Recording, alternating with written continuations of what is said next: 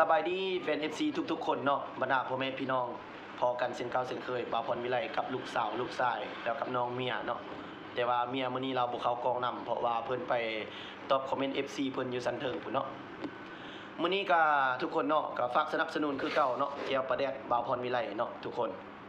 ก็บ่คิดบ่ฝันว่าแจ่วปลาแดกของตัวเองสิแซ่บปานนี้เนาะ FC หลายๆคนสั่งไปกินเนาะผู้ใดก็ว่าแซ่บเป็นธรรมชาติบ้านเฮาเนาะทุกคนเนาะ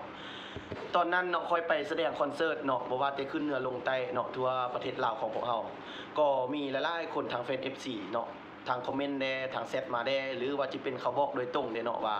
บ่าวพรวิไลเจ้าคือบ่เฮ็ดเป็นแบรนด์ของตัวเองจักสิ่งจักอย่างหนึ่งสองอย่างเนาะที่สนับสนุนซอยเนาะโอ้ก็ขอบอกขอบใจที่มีความคิดความเห็นแล้วก็ออกเส้นทางที่ดีให้บ่าวพรวิไลเนาะที่บ่ปะบ่ทิ่มเอ็นดูฮักแพงเนาะทุกคนตอนนี้ก็ได้มาเฮ็ดแล้วเนาะเป็นเจียวปลาแดกเนาะของตัวเองเนาะพี่น้องเนาะ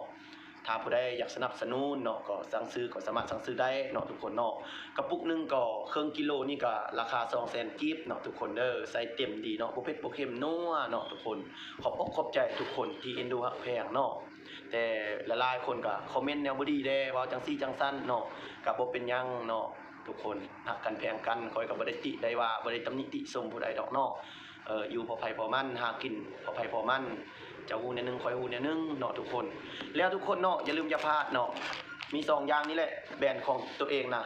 สิ่งที่เฮ็ดออกมาได้เนาะให้ FC ทุกคนบรรดาพ่อแม่พี่น้องที่เอ็นดูฮักแพงสนับสนุนซอยเนาะอันนี้มันยาดีตั้งทรงเนาะทุกคนเนาะแต่กี้ค่อยก็โฆษณาให้เขาเจ้าได้มาประมาณ2ปีแล้วที่โฆษณาขายยาดีตั้งทรงเนาะรู้สึกว่าผู้ใดสร้างเอาไปกินเนาะอยู่ต่างแขวงหรือว่าจะเป็นเนาะอยู่ต่างประเทศก็ขายก็ฝากเนาะทุกคนหลายๆคนซื้อเอาไปกินหลายๆคนก็ว่าดีเนาะฉะนั้นแล้วตัวเองจังมาปรับปรุงเฮ็ดเป็นแบรนด์ของตัวเองเนาะอยู่ในนี้จะมี15ซองทุกคนเนาะราคาซองนึง75,000กีบเนาะทุกคนซองนึงสามารถปรุงน้ำได้4จอกต้มน้ำร้อนสุกแล้วก็เอาเย็นใส่จอกเอาซองซ่านี่จุ่มใส่มันจะออกเป็นสีเหลืองแล้วเฮาก็กินเนาะทุกคนซองนึงอยู่ทางในจะปรุงน้ำได้4จอกอันนี้ก็จะมาบอกตามความจริงเนาะที่เหตุผลที่ผู้ใดเคยเป็นผู้ใดเคยกินเนาะ บ่าวพรวิไลก็เป็นตอนนั้นแต่ว่าบ่าวพรวิไลก็กินตัวนี้แหละถ้าว่าเจ็บหัววินหัวปวดหักลักลื่นเนาะลุกก็เมาก้มก็วินเนาะกินสิ้นงัวสิ้นควายก็บ่ได้เนาะไขมันหัวหมดใจไขมันหลอดเลือดอำมหิตเนาะเขาว่าเนาะไขมันอุดตันแม่นเอายาตั้งดีตั้งทรงตัวนี้แม่นรักษาได้หลายๆคนสั่งไปก็รู้สึกว่าดีอกดีใจนำทางแฟน FC เนาะที่ดีไปเนาะทุกคนเนาะทุกมื้อนี่ก็ฝากทุกมื้อเนาะทุกคนตัวนี้นี่ยอมรับเนาะผู้ใดสร้างไปก็บ่มีปัญหาหยังเนาะทุกคนเนาะเด้อทุกคนฝากสนับสนุนเนาะช่วยสนับสนุนเด้อเพราะว่าพอได้กินน้ำเข่าก็ดีกินน้ำเย็นๆตอนฮ้อนโรงเรียนได้เงินไปโรงเรียนหาเช้ากินค่ำไปจังซี่แหละ